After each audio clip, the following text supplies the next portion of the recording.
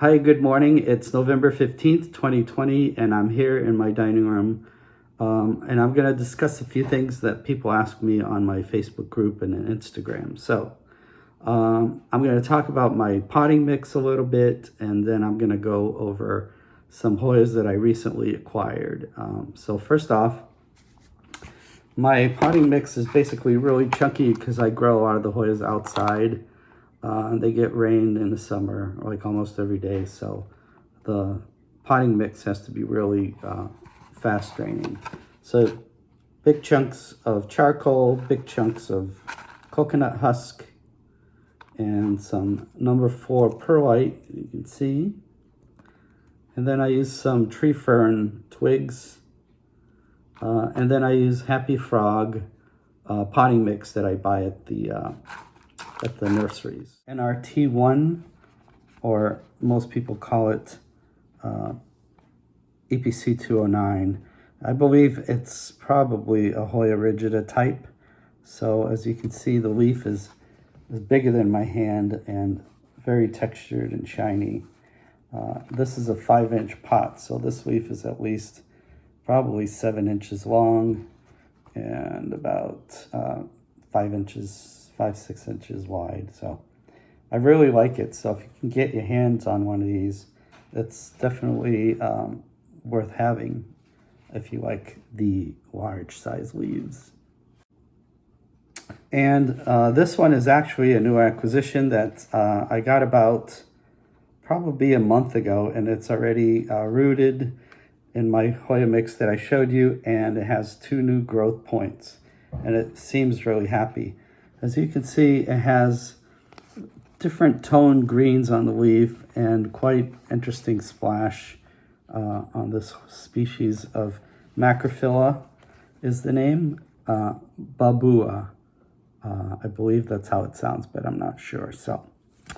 And I love it so much. It's pretty thick leaves, splashiness, shiny, and it seems really easy to grow. As you can see, I'm not having any problems with it. So definitely one to keep an eye out for, as it's a beauty. And up next is this beautiful Hoya Finnosonii. I do not know the variety, but as you can see, it has unusual veins and it has a rippled leaf. Really easy to grow. I got it in a trade from someone in South Florida, and he didn't know this type of Finnosonii either. So it's a mystery, but it's quite nice.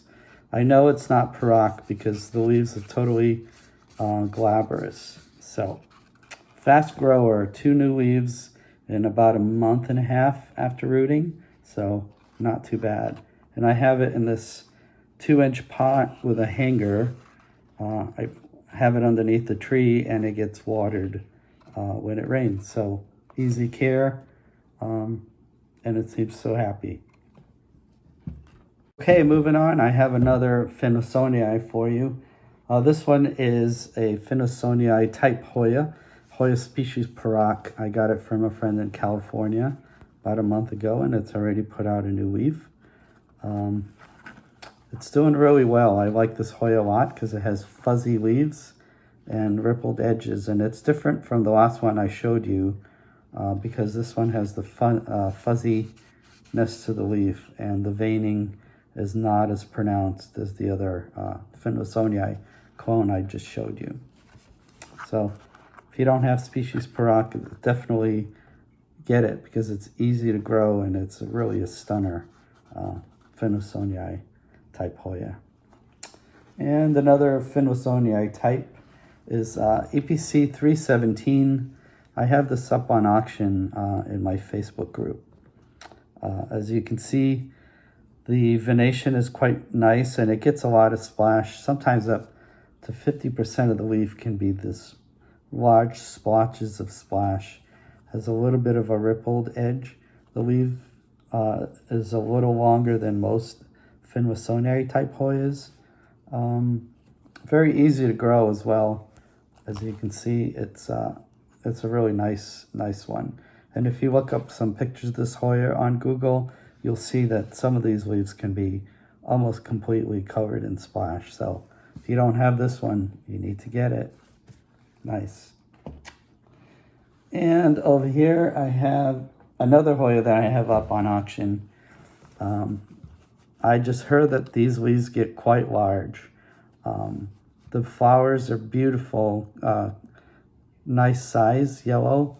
And the midrib in the back is like a maroon purple color, which is kind of stunning. Probably in the thorium family of Hoyas. So this I received as a cutting, and it rooted really well, and it's putting out new growth. So in less than a month. So as you can see, it's relatively easy to grow for a Hoya.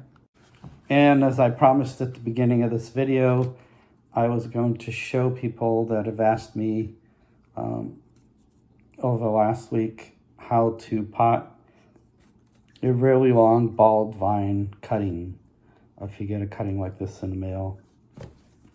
This is a type of verticillata heartleaf. As you can see, it's a really cute,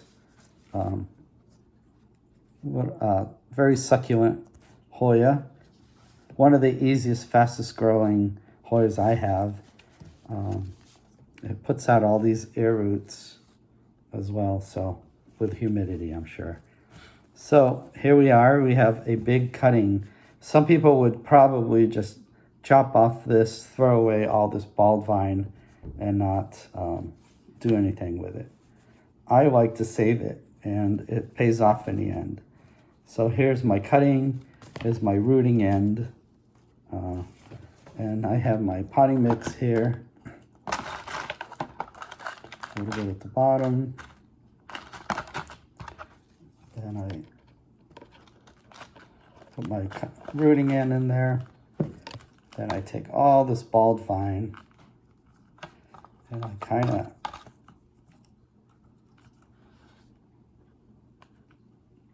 turn it around on itself, as you can see. Then I take a good chunk of it, and I insert it into the pot. So there's all that bald vine all curled up in there. Make sure the leaf is above the top of the soil. And then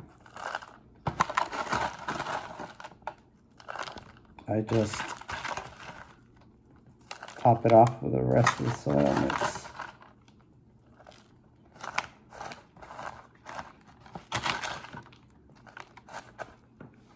And I usually put a little clip on here so that it will stabilize it.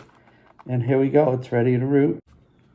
And I have here one Hoya that I use that method of rooting. I had about 3 feet of bald vine on this.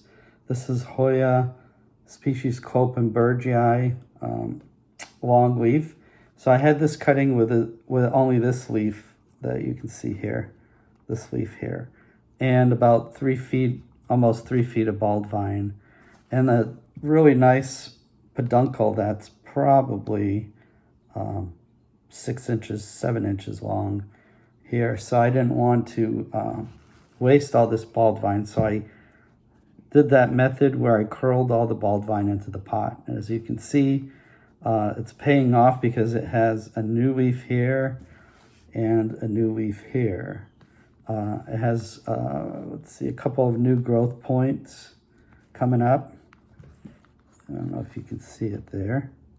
So that every node is capable of putting out a new growth point. So, and here we are with this Hoya Clopenbergii long leaf form that seems to be doing pretty well. And I will probably do another video in a beginning of spring to show you how this turned out. It's an experiment, so it should be interesting. So that's about it for today. Hope you enjoyed the video. Please like and subscribe so that I can continue to make these. And Swiffer is taking a nap, so I wasn't interrupted very much, so that was good. So thank you again, and have a great Sunday. Bye-bye.